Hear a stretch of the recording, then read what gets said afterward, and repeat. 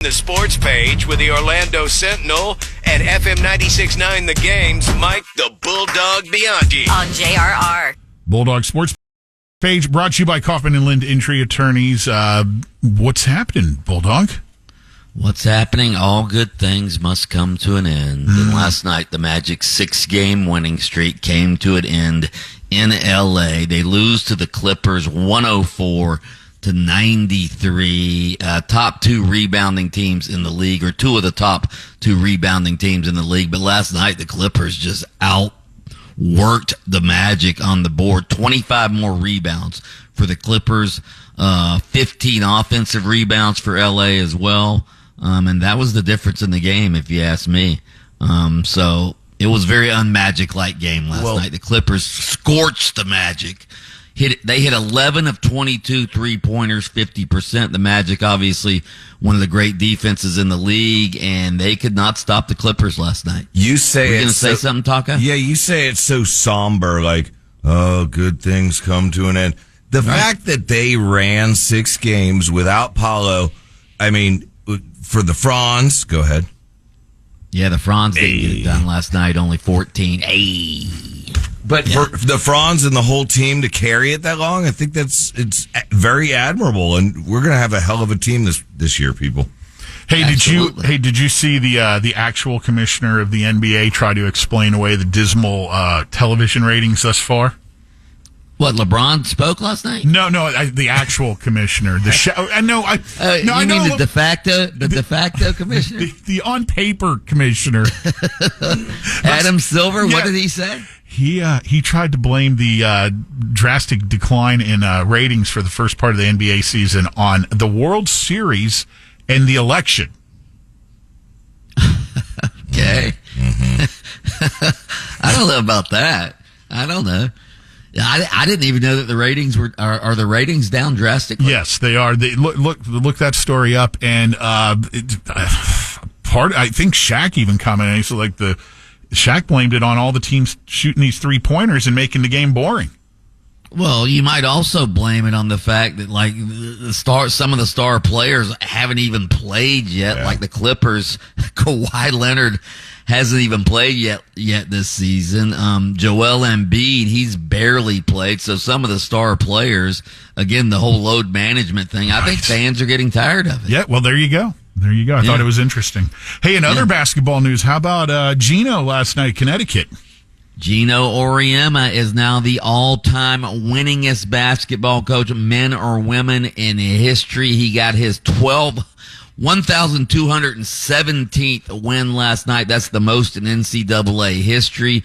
He broke the record of the great Stanford coach, Tara Vanderveer. She had one less. So, yeah, he breaks the record. So, is he the greatest basketball coach of all time? I don't know. He's won 11 national titles, been to 23 Final Fours, 15 Final Fours in the past 16 years, 6 undefeated seasons, separate win streaks during his career. He's had a 98-game winning streak and a 111-game winning streak. Wow. He should be the one using the phrase, I just win. Look it up.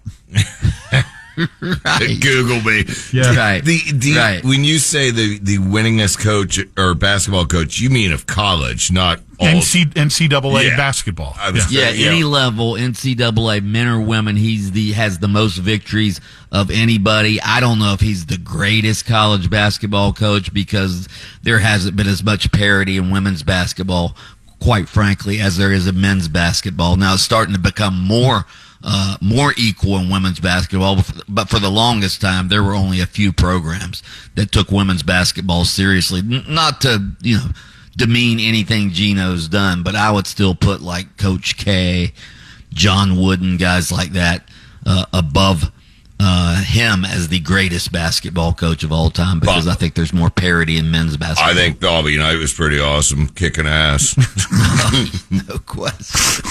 He's been unbelievable. Did you see who's retiring from college football?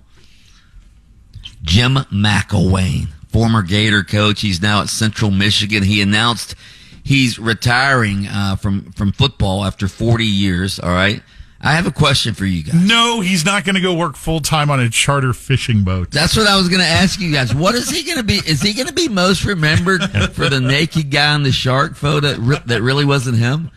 Seriously. Well, you could argue that for sure. It must be because you brought it up first. That's what popped to mind first, yeah. Right? Yeah. Will that be in his obit? Oh, stop. Headstone, on his headstone, not the shark guy. I was not the shark man. Yes. So, anyway. UCF announced yesterday they're bringing all of their quote-unquote NIL funding in-house. In other words, they're dissolving their NIL collective. They're bringing all the fundraising to pay players in-house. That's part of the NCAA settlement. I think you're going to see all schools do this because, quite frankly, the schools are going to have to start paying players out of their own pockets now, so they want the fans to just contribute right to the athletic department, and they'll dole out the money as they see fit. That ought to eliminate all the side deals. Right. I'm reading all of these stories, and they keep saying they're bringing the name, image, and likeness program in-house. I'm like, can we stop calling it name, image, and likeness and just call it what it is? Payroll. Salary. The payroll department, yeah. Yeah, we're bringing the payroll department in-house. Yeah. It's the Wild Wild West. Man. By the way, you just mentioned the NBA commissioner, the real NBA commissioner, LeBron James. He announced yesterday that he's getting off of social media for a while because of all the negativity. I guess he's been reading all the social media posts about Bronny, his son. So, in your face. Hey, we got a little Thursday night football action tonight. The Steelers visit Cleveland. We'll be at pregame and dog out at Frogger's in Oviedo if you want to pop over for a cold one. Yeah, depending on the weather tonight, a little fantasy football tip for anybody out there. If your quarterback's on bye, you might want to pick up famous Jameis Winston. The guy throws the ball a lot, and he throws it down the field. You said depending on the weather, though, right? Yeah, I think they might have some weather tonight in Cleveland. I'm not sure. Is it in Cleveland or Pittsburgh? It's in Cleveland. I'm hoping that Pittsburgh's kicker does a repeat of last week. Your 6 field goals that won you the game last week? Yes, sir. Finally, I got out of the trenches of 8 or 9 losses in a row. All right. He is Mike the Bulldog Bianchi, host of Open Mic on AM 740 and FM 96.9 The Game. Weekday mornings on Adjacent to Us, and he takes a few minutes out of his show each morning to provide the sports page here on JRR, brought to you by Kaufman and Lind. Listen to Under Oath with attorney Jeff Coppin every Saturday morning, 7:30 a.m. on FM 96.9 The Game. You can catch extended versions of Under Oath on your favorite streaming platform. From the Bogan Muns and Muns.